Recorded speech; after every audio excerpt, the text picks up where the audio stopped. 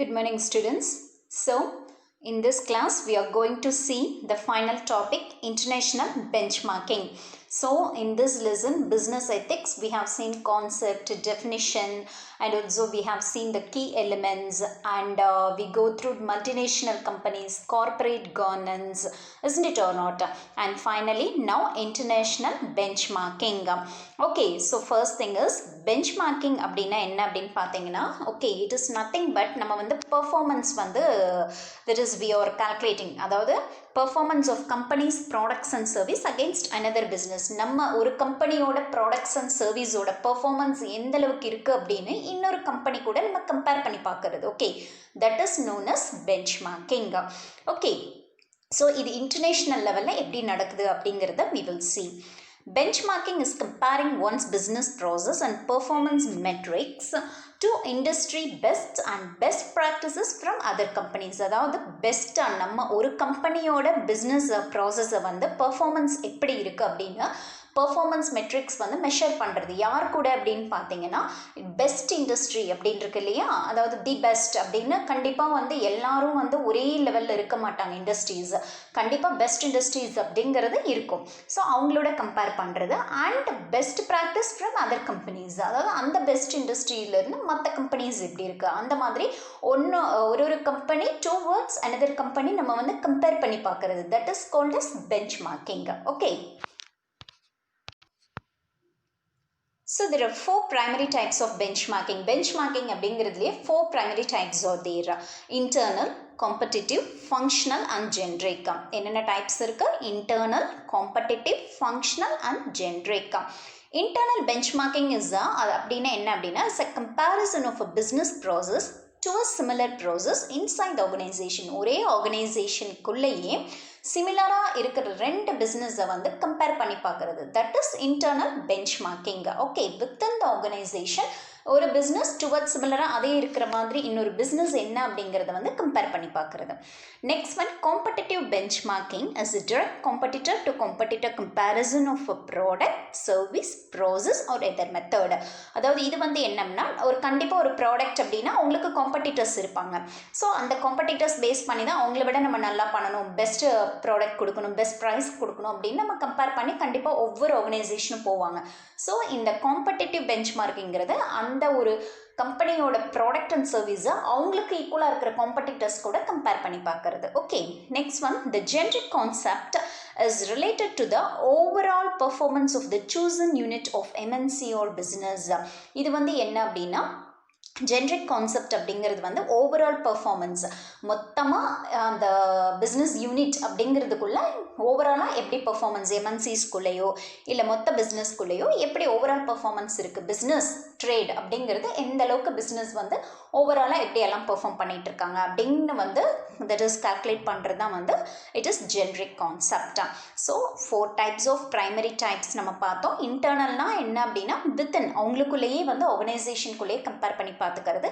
Competitor அப்படின்னா அவங்களுடைய competitors கூட அவங்களுடைய இன்னொரு கம்பெனி அவங்களோட ப்ராடக்ட்ஸ் அண்ட் சர்வீசஸ் வந்து கம்பேர் பண்ணி தட் இஸ் எப்படி இருக்குது மெஷர்ஸ், நம்மளுடைய ப்ராடக்ட்டை விட அவங்க ப்ராடக்ட் எப்படி இருக்குது, பெஸ்ட்டாக இருக்கா இல்லை நம்ம பெஸ்ட்டாக இருக்கமா அப்படின்னு கம்பேர் பண்ணி பார்க்குறது. And generic concept means overall business performance எப்படி இருக்குது அப்படின்னு. Okay, so this is benchmarking. Next, how benchmarking works. அது எப்படி வந்து ஒர்க் அவுட் பண்ணுறாங்க அப்படின்னா, செலக்ட் அ ப்ராடக்ட், சர்வீஸ் ஒரு process to benchmark. First ஒரு ப்ராடக்டையோ இல்லை ஒரு service whatever it is அதை பெஞ்ச் மார்க்கை ஃபர்ஸ்ட் செலக்ட் பண்ணிக்குவாங்க. Identify the key performance metrics. அதனுடைய பர்ஃபார்மன்ஸ் மெட்ரிக்ஸ் வந்து ஃபர்ஸ்ட் நெக்ஸ்ட் வந்து ஐடென்டிஃபை பண்ணிக்கிறது. சூஸ் கம்பெனிஸ் ஒரு internal areas to benchmark. அதாவது அந்த நம்ம பார்த்தோம் இல்லையா, அந்த different types of benchmarking, அது வந்து கம்பெனிஸ் சூஸ் பண்ணிக்கிறது, இல்லைன்னா இன்டர்னல் ஏரியாஸ் அது வந்து பெஞ்ச் மார்க்கிங்க்கு சூஸ் பண்ணிக்கலாம். Collect data on performance and practices. இதை பேஸ் பண்ணி டேட்டா கலெக்ட் பண்ணும். பெர்ஃபார்மன்ஸ் பேசிஸில் எப்படி இருக்குது அந்த கம்பெனி அப்படிங்கிறத டேட்டா வந்து கலெக்ட் பண்ணி வச்சுக்கணும். Okay, next one is analyse the data and identify opportunities for improvement. அதாவது வந்து பெர்ஃபார்மன்ஸ் எப்படி இருக்குன்னு டேட்டா கலெக்ட் பண்ணிவிட்டு அந்த டேட்டாவை அனலைஸ் பண்ணி இன்னும் ஏதாவது வந்து பெர்ஃபார்மன்ஸ் பண்ணணுமா, இன்னும் பெட்டராக அந்த கம்பெனி வந்து அவங்க ப்ராடக்ட் அண்ட் சர்வீசஸை வந்து இன்னும் வந்து ப்ராப்பராக அவங்க வந்து பண்ணணுமா அப்படிங்கிற மாதிரியான தட் இஸ் இன்ஃபர்மேஷன்ஸ் டேட்டாஸ் இதெல்லாம் அனலைஸ் பண்ணி ஆப்பர்ச்சுனிட்டிஸ் ஃபார் இம்ப்ரூவ்மெண்ட், அந்த இம்ப்ரூவ்மெண்ட்டுக்கு ஆப்பர்ச்சுனிட்டிஸ் கொடுக்கறது that is bench marking.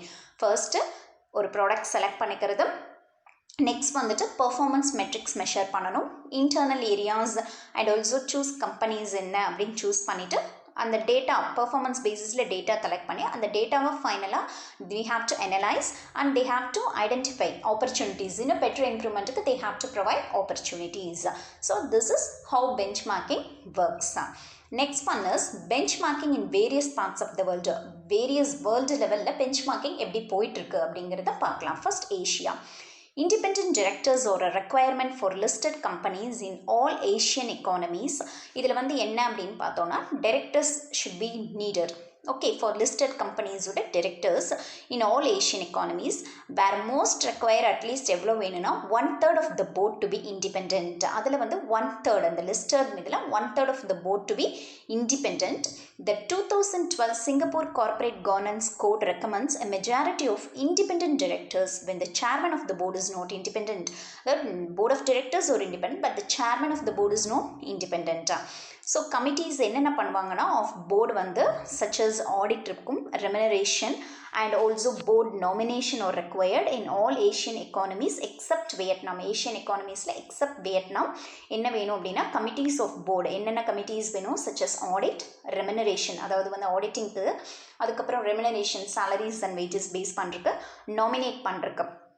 In China பார்த்தோன்னா the audit committee is to be composed of independent directors only. Chinaல the auditing committeeல directors board of directors வந்து they are independent.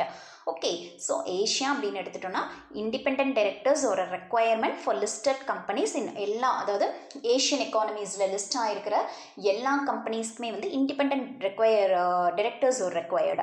இதில் பார்த்தோம் அப்படின்னா most require at least 1/3 of the board to be independent. அந்த board of இதில் 1/3 வந்து they have to be independent. Okay, and இதில் பார்த்தோம் அப்படின்னா என்னென்ன திஸ் கமிட்டிஸ் அப்படின்னா ஆடிட், ரெமுனரேஷன் தனியாக, அதுக்கப்புறம் நாமினேஷன் போர்டு தனியாக இருக்கணும். இதில் சைனாவில் மட்டும் பார்த்தோன்னா ஆடிட்டிங் கமிட்டியில் வந்து இண்டிபெண்டன்ட் டைரக்டர்ஸ் மட்டும்தான் தே ஆர் தேர். ஓகே, இதெல்லாம் எதுக்கு அப்படின்னா இந்த கமிட்டிஸ் இதெல்லாம் பெஞ்ச் மார்க்கிங் வேர்ல்டு லெவலில் அவங்களுடைய கம்பெனிஸ் எந்த லெவலில் இருக்குது அப்படின்னு ஒருத்தரும் வந்து தே ஹாவ் டு வெரிஃபை, அதை வந்து பெர்ஃபார்மன்ஸ் ஓரியன்டாக பார்க்குறது. Okay, next one is the USA. The Council of Institutional Investors, CII, the Council of Institutional Investors. Corporate governance policies state that at least 2/3 of the directors should be independent. இங்கே யூஎஸ்ஏல பார்த்தோம், நம்ம first பார்த்தது Asian கண்ட்ரீஸில். இங்கே யூஎஸ்ஏல பார்த்தோன்னா 2/3 of the directors வந்து இண்டிபெண்ட்டாக இருக்கணும்னு சொல்கிறாங்க. The Nominating and Corporate Governance Committee is one of the 3 standing committees along with Audit Committee and Compensation Committee. Okay, required by NYSC. அதாவது இதில் பார்த்தோம் அப்படின்னா நாமினேட்டிங் கார்ப்பரேட் கவர்னன்ஸ்க்கு தனியாக ஒரு committee, auditing committee, compensation committee அப்படின்னு இதெல்லாம் யார் வந்து நீடட் அப்படின்னா needed by NYSC. NYSC is nothing but New York stock exchange. Okay, so to be composed entirely of independent directors. அதில் வந்து டிரெக்டர்ஸ் வந்து இண்டிபெண்ட்டாக இருக்கணும் அப்படின்னு சொல்கிறாங்க ஒவ்வொரு கமிட்டிலையும். Okay, next G20 OECD. G20 அப்படிங்கிறது என்ன அப்படின்னா group of 20 countries world economies. 1999 they have started. இது எதுக்கு அப்படின்னா வேர்ல்டு லெவலில் டிஸ்கஸ் பண்ணுறது, இன்டர்நேஷ்னல் எக்கானமி எப்படி போயிட்டுருக்கு, ஃபினான்ஷியல் ஸ்டெபிலிட்டி எந்த அளவுக்கு இருக்குது, இண்டஸ்ட்ரியலைசேஷன், ஃபினான்ஸ், இந்த மாதிரி மொத்த பிஸ்னஸையும் டெவலப்பிங் எக்கானமிஸ் எல்லாரும் வந்து மோஸ்ட் இண்டஸ்ட்ரியலைஸ்டு நேஷன் இது, தட் இஸ் ஃபினான்ஷியலாக ஸ்டெபிளாக இருக்கிற நேஷன் இது, அந்த மாதிரி டிஸ்கஷன் பண்ணுறதுக்காக தான் G20 அப்படின்னு 20 கண்ட்ரீஸ் மெம்பர் கண்ட்ரீஸ் வந்து they have started. Okay, OECD அப்படிங்கிறது என்ன அப்படின்னு பார்த்தோன்னா Organization for Economic that is Organization for Economic Cooperation and Development. இது வந்து எதுக்கு அப்படின்னு பார்த்தோன்னா இது மெயினாக to promote world trade. Organization for Economic cooperation and development OECDங்கிறது இது மெயினாக பார்த்தோம் எதுக்காக ஆரம்பித்தாங்க அப்படின்னா வேர்ல்டு லெவல் ட்ரேட் ப்ரமோட் பண்ணுறதுக்காக. ஓகே, அவங்க என்ன பிரின்சிபல்ஸ் ஃபார்முலேட் பண்ணி என்கரேஜ் பண்ணுறாங்க அப்படின்னா நாமினேஷன் கமிட்டியில் to ensure proper compliance with establish nomination procedures to facilitate and coordinate the search for a balanced and qualified board. அதாவது அந்த நாமினேட் பண்ணுறாங்களே மெம்பர்ஸ் அங்கே வந்து எப்படி நாமினேட் பண்ணணும்னா அந்த போர்டு வந்து அந்த போர்டில் போர்ட் ஆஃப் டைரக்டர்ஸ் சொல்கிறோம் இல்லையா, அந்த போர்டில் வந்து எல்லாமே balanced and qualified board membership be there. So அந்த மாதிரி வந்து நாமினேஷன் கமிட்டி வந்து செட் பண்ணணும் அப்படின்னு சொல்கிறாங்க. ஓகே, இதை வந்து எங்கே ஃபாலோ பண்ணுறாங்கன்னா USA they are following this procedure. Okay, so formulation of various committees என்னென்ன கமிட்டிஸ் ஃபார்முலேட் பண்ணுறாங்க அப்படின்னா ஆடிட் கமிட்டி. கண்டிப்பாக ஆடிட் கமிட்டி அப்படிங்கிறது ஒவ்வொரு கம்பெனிக்கும் they will need isn't it or not. Advisory committee, கண்டிப்பாக advisory committee should be there. Nomination and remuneration committee, stakeholder relationship committee. So 4 committees அங்கே USAல என்னென்ன அப்படின்னு பார்த்தோம்னா that is audit committee, advisory committee, nomination and remuneration committee, stakeholder relationship committee. Stakeholdersனா நம்ம பார்த்தோம் இல்லையா, owners, business people, everyone will be involved. So அவங்களுடைய relationship base பண்ணி அது ஒரு committee. So all the committees should be set up. The US National Association of Corporate Directors NACD recommends that the governance committee should be responsible for ensuring that a process exists for the board to routinely assess its own performance. அதாவது தனியாக ஒரு committee governance committee அந்த போர்டோட performance check பண்ணுறதுக்காக. Okay, the performance of its committee as well as individual directors to conduct self assessment. அதாவது என்ன அப்படின்னா அந்த committee எதுக்கு அப்படின்னா தட் இஸ் செல்ஃப் அசஸ்மெண்ட், அவங்களுக்கு தானே அவங்கள அசஸ் பண்ணிக்கிறக்கும். And also the whole board performance, ஒவ்வொரு கமிட்டியோட பெர்ஃபார்மன்ஸ் எப்படி இருக்குது அப்படிங்கிறத மெஷர் பண்ணிக்கிறதுக்காகவும் தான் என்னது NACD வந்து ரெக்கமெண்ட் பண்ணுறாங்க. கவர்னன்ஸ் கமிட்டி அப்படின்னு தனியாக வந்து தே ஹாவ் டிக்ளேர்டு. அவங்க தான் அதுக்கு ரெஸ்பான்சிபிள், ரொட்டீனாக அந்த ஒர்க்ஸ் வந்து செக் பண்ணுறதுக்கு. ஓகே, ஸோ இது வந்து அக்கார்டிங் டு USAல இந்த மாதிரி ஃபாலோ பண்ணுறாங்க. Next Europa. European Commission urges member states to have sufficient number of independent non-executive or supervisory directors on board. இங்கே என்ன அப்படின்னா இவங்களோட that is code of இது என்ன அப்படின்னு பார்த்தோன்னா sufficient number of independent non-executive or supervisory directors. According to G20 OECD, the latest principles encourage the prominent role of independent board members. இங்கேயும் independent board members they are recommending. It state அதில் என்ன state பண்ணுறாங்கன்னா good practice where remuneration policy and contracts of board members, key executives, அதே மாதிரி budgets இதெல்லாம் that is என்ன பண்ணுறது remuneration policy, contract of board members, executives. So இதெல்லாம் decide பண்ணுறதுக்கு என்ன அப்படின்னா principles encouraging that is they have to follow independent supervisory directors அப்படின்னு சொல்லிட்டு தனியாக போர்டில் வந்து இருக்கணும் அப்படின்னு. Okay, so once again I'm repeating the latest principle என்ன என்கரேஜ் பண்ணுறாங்க இங்கே அப்படின்னா role of independent board members. அதில் என்ன அப்படின்னா good practice where remuneration policy என்ன, salaries and wages, contracts board மெம்பர்ஸ்குள்ள and key executives handled by a special committee of the board comprising wholly or majority independent directors.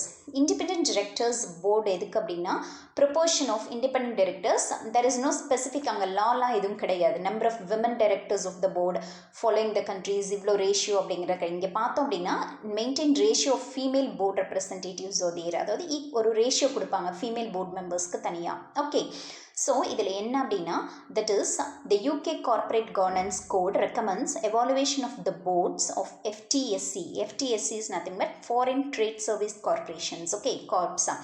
இதில் என்ன அப்படின்னா that is 350 companies to be externally facilitated at least every 3 years ஒரு தடவை. Okay, 350 companies வந்து they have to facilitate it.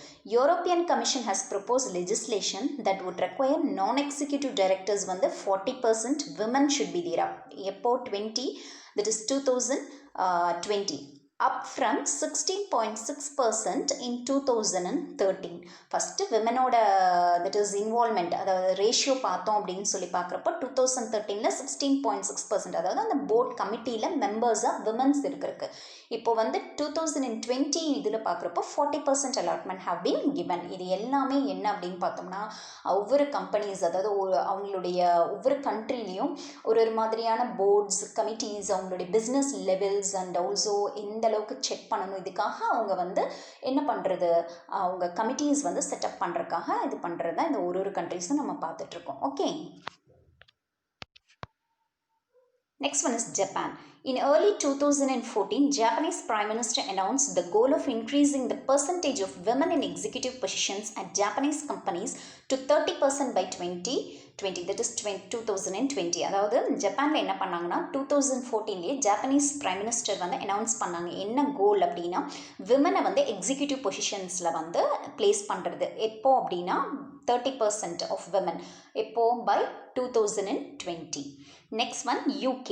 Okay, UK businesses had voluntary targets first set in 2011. That is to have 25% women on FTSE, that is Financial Times Stock Exchange. Okay, இதில் boardsல by 2000, அதாவது stock எக்ஸ்சேஞ்சில் that is stock எக்ஸ்சேஞ்சில் வந்து விமன்ஸை வந்து அந்த business இதில் involve பண்ணுறக்கு. Okay, இதில் 2015 இதில் எவ்வளோ பர்சன்டேஜ் ஆஃப் விமன் யூகேயில் பார்த்தோன்னா 25% of women to be placed. அவங்க வந்து அந்த இதை வந்து தே ஹாவ் பிளான்டு யூகேயில். ஸோ அதாவது ஒவ்வொரு இதுலேயும் பிஸ்னஸஸில் எந்த அளவுக்கு women they are involving executive position கொண்டு வரணும் அப்படிங்கிறது ஒவ்வொரு இதுலேயும் they are declaring. Okay, next one Canada. At the federal level, 2 bills are currently being tabled which will impose a 40% quota for female board members of public companies, other regulated entities such as banks and insurance companies. So, federal level Canada பார்த்தோம் அப்படின்னா 2 bills are currently being tabled. என்ன அப்படின்னா அதில் வந்து 40% வந்து quota for women, that is female board members of public companies and other regulated entities. Public companies insurance banking sectors இதுலேயும் வந்து womenக்கு 40% வந்து they are giving that is chances to participate in the board.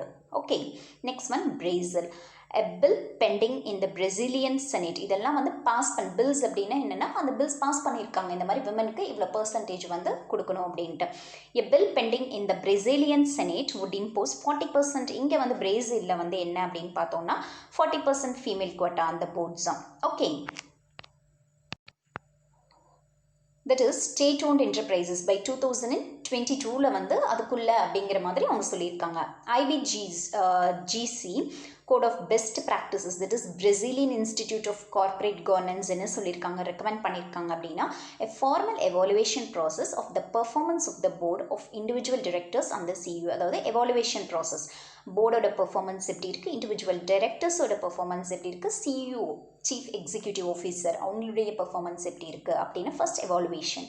The process to be conducted by the chairperson. Okay, by the chair. Okay, participation of the outsider to make the process more effective. In the evaluation process effective பண்ணுறதுக்கு அவுட்சைடர்ஸையும் வந்து கூப்பிடுவாங்க. Evaluation system adapted to each organization. ஒவ்வொரு ஆர்கனைசேஷனுக்கு evaluation system will be adapted. Disclosure of the process of evaluation to the shareholders. அதாவது அந்த evaluation process வந்து disclose பண்ணுறது, ஷேர்ஹோல்டர்ஸ்க்கும் தெரியப்படுத்துறது. Okay, that's the thing. இது வந்து எங்கே அப்படின்னா Brazil. Next France. French Parliament adopted a bill that requires public companies making at least 50 million euros in turnover and employing more than 500 workers to have 40% female board representation by 2017. அவங்க 2017 என்ன அப்படின்னா French Parliament வந்து என்ன bill pass பண்ணாங்கன்னா, that is public companies எவ்வளோ வந்து they have to make a turnover 50 million euros and employing more than 500 workers employ பண்ணணும் to have அதில் 40% female board representative should be there அப்படின்னு அவங்க 2017 they have evolved. Okay, bill pass பண்ணிட்டாங்க. Next one is Germany. In November 2013, Germany's Christian Democrats and Social Democrats agreed on a gender quota on supervisory boards where issuers would be required to have women comprise 30% of non-executive directors. 2016 அவங்களுடைய according to their Democrat 2016 30% of women non-executive positions. The planned legislation would require firms that do not meet the 30% mark to leave those seats vacant. அதாவது அந்த 30% marks வந்து apply பண்ணல அப்படின்னா அந்த seeds வந்து விமனுக்காக கொடுக்கலன்னா கண்டிப்பாக அது வந்து வேக்கண்ட்டாக தான் இருக்கணும் அப்படின்னு சொல்லி they have passed, அதாவது லெஜிஸ்லேஷனில் they have told. The latest G20 OECD principles encourages measures such as voluntary targets, disclosure requirements, இதில் என்னென்னா boardroom quotas and private initiatives that enhance gender diversity. அதாவது விமன் டைரக்டர் எப்படி அப்படின்னு பார்த்தோம்னா போர்டில் சீனியர் மேனேஜ்மெண்ட் போர்ட் ஆஃப் மெம்பர்ஸில் senior மேனேஜ்மெண்ட்டில் women director, requirement of at least 1 women இருக்கணும், director on the board for listed, கண்டிப்பாக டைரக்டர்ஸ் இருக்கணும், companies and public companies. Globally there is an increased realization and acceptability. அதாவது இது எல்லாமே கார்ப்பரேட் கவர்னன்ஸ், கார்ப்பரேட் கம்பெனிஸில் வந்து ப்ரிவைல் ஆகக்கூடிய ஆக்டிவிட்டீஸ். ஓகே, மொத்தமாக ஒரு கம்பெனி அப்படின்னா ஒரு பிஸ்னஸ் என்டிட்டி அப்படின்னா கண்டிப்பாக அவங்க வந்து என்ன பண்ணுவாங்கன்னா தட் இஸ் வேர்ல்டு லெவலில் அந்த பிஸ்னஸ் அப்படிங்கிறது தான் வேர்ல்டோட எக்கானமியை வந்து டிசைட் பண்ணுறது. ஸோ ஒரு இதுலேயும் ஒரு கண்ட்ரிலையும் they are doing their own decisions. Okay, so that is corporate governance. It means to create business environment of trust. And the business corporate governance ப்ராப்பரா இருந்தது, எல்லா பிஸ்னஸ் ஆக்டிவிட்டீஸும் ஒரு எக்கானமியில் ப்ராப்பராக இருந்தது, கவர்ன் பண்ணாதான் there should be a trust should be there, transparency, accountability, responsibility இருக்கணும். in order to support investment ப்ராப்பராக இருக்கணும், financial stability, ஒரு கண்ட்ரியில் எப்பவுமே ஃபினான்ஸ் வந்து ஸ்டேபிளாக இருக்கணும். And also sustainable economic growth, அதாவது எக்கனாமிக் க்ரோத் வந்து எப்பவுமே வந்து மெயின்டைன் பண்ணணும், சஸ்டைன் பண்ணணும். ஓகே, க்ரோத் அப்படியே க்ரோத் லெவலில் மெயின்டைன் பண்ணிகிட்டே இருக்கணும். ஸோ இந்த global and highly interconnected world of business, நம்ம குளோபல் லெவலில் இன்டர்கனெக்டட், கண்டிப்பாக ஒரு கண்ட்ரிக்கு இன்னொரு கண்ட்ரிக்கும் பிஸ்னஸ் டீலிங்ஸ் இருக்கும், interconnection will be there. So இந்த வேர்ல்டில் and finance where money and corporate operation constantly cross borders, கண்டிப்பாக வந்து கிராஸ் பார்டர்ஸ்னால் இன்டர்நேஷ்னல் லெவல், நம்ம பார்டர் தாண்டி கண்டிப்பாக business our country is doing. Creating trust is something that we need to do together. அதாவது there should be a trust in every business what we are doing together as a whole economy. நம்ம வந்து ஒரு business அப்படின்னா there should be a trust should be there, அதாவது அந்த corporate governance should be there. Okay, so with this we are coming to the end of the 18th chapter, business ethics பார்த்தோம்.